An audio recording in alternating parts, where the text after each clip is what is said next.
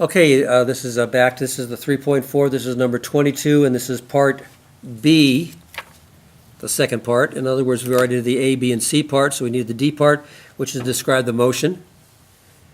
And that's a little bit more complicated. So again, when we're doing the motion, we're going to find out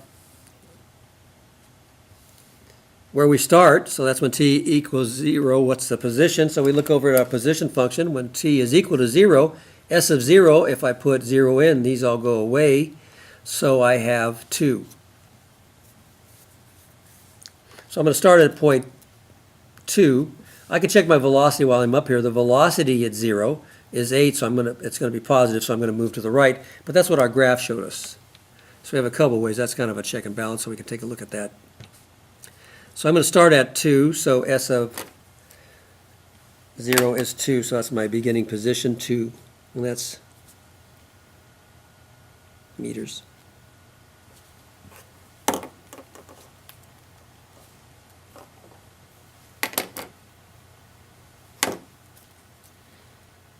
I'll write it like this, I guess. 2 meters. So I'm going to start right here at 2. And then I'm moving to the right because my velocity is positive. And I'm going to move to the right for 0.845 seconds. So I'm moving to the right for 0.845 seconds.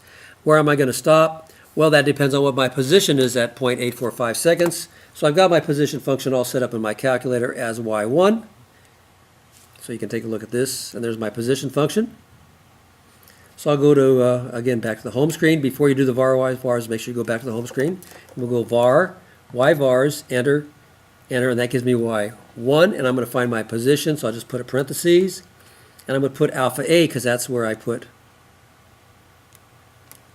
you see alpha a is the 0.845 seconds, so I'm just going to put that a in there, and enter. And that's 5.079. Okay, 5.079. So that's where I'm going to stop. So I'll put a mark there. This is 6. I should mark in 6. So I'm going on the other side of that. So there's 6. I'm going to go to 5. And it's about 5 1/10. So it's pretty close to 5. So right there. And I can put a little marker up here. So I'm going to go to the right. And I'll try to use a ruler so this is neat.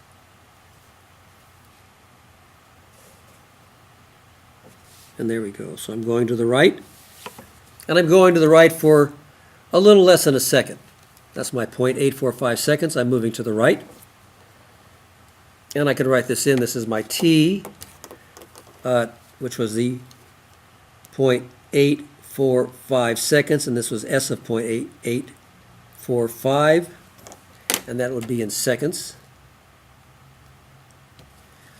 And my answer was, my position was actually 5.079 meters.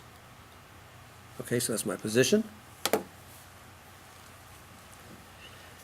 Right here. And then I'm going to move to the left. We checked on our graph. We could also check the velocity here, but it's a little, we'd have to put that in the velocity function. But we look at our graph and we know we're going to go to the left. So I have to find out how far. So that's going to be, my time will be 3.155 seconds. So I'm going to put that back in my position function and see where my position function is when if I had a little stopwatch, it would read at 3.155 seconds. It's not 3.155 seconds more. That's my total time elapsed. I could figure out how far I'm in each little part of the trip if I wanted to, but that's not really necessary at this time. So it's my position, so I'll go back over here. And I've got this set up so I don't want to have to redo the var y vars. So a nice way to do that is just to go to, again, second enter.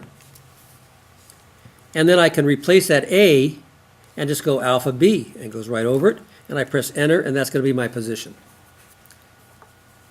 So that position was going to be negative 1.079. Rounding it off, but I have all those in my calculator. So that's my position. So I'm going to go some more times till my total time is 3.155 seconds, and I'm going to be at this point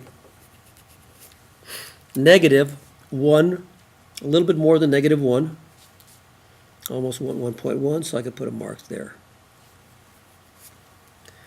And we could put a line here so we kind of see where we're going.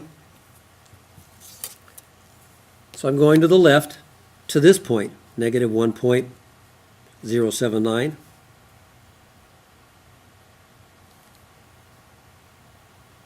And there we go. Then I stop there. I turn around and I go to the right as my velocity graph said.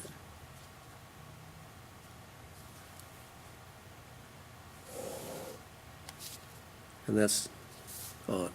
So I start at 2, go to the right, 5, go back to this point, a little past -1, go to the right. So now we can formulate that and put that all in words. This here. That's what we have over here, and I kind of wrote it out. You should kind of write it out. Okay.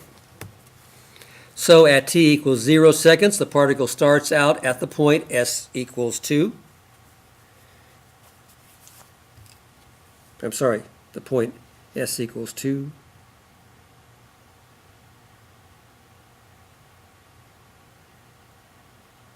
Right here. Okay, sorry about that, I missed it. So I started at s equals 2. Okay, the particle starts out at the point s equals 2 meters. That's my position. Had so many lines here I didn't know where I was starting. Okay, start here. And moves to the right until 8.45 seconds. So until 8.45 seconds it moves to the right. When it stops at this point, 5.079 meters. Okay, it then moves to the left until time 3.155 seconds as elapsed. That's the total time until that time, 3.155 seconds. When it stops at s equals -1.079 meters. So it stops at this point. It then moves to the right from then on. So then it goes to the right from then on. So that kind of describes everything. I know it's a lot of writing, but we'll do even more writing, so make sure you do a little bit of this. Well, not too much more writing, but this is a lot of writing. And then you got your graph, then you got your writing, so you got a couple ways to look at it. And then you got your data here that fits into your graph. So if you have all this written down, you'll get the most out of this problem. And as I said about problem number 20, these are really good problems for you to thoroughly understand and comprehend, because they cover a lot of physics and a lot of basic concepts and get you thinking about a lot of things. And that's what this is all about, thinking. So I hope that helps.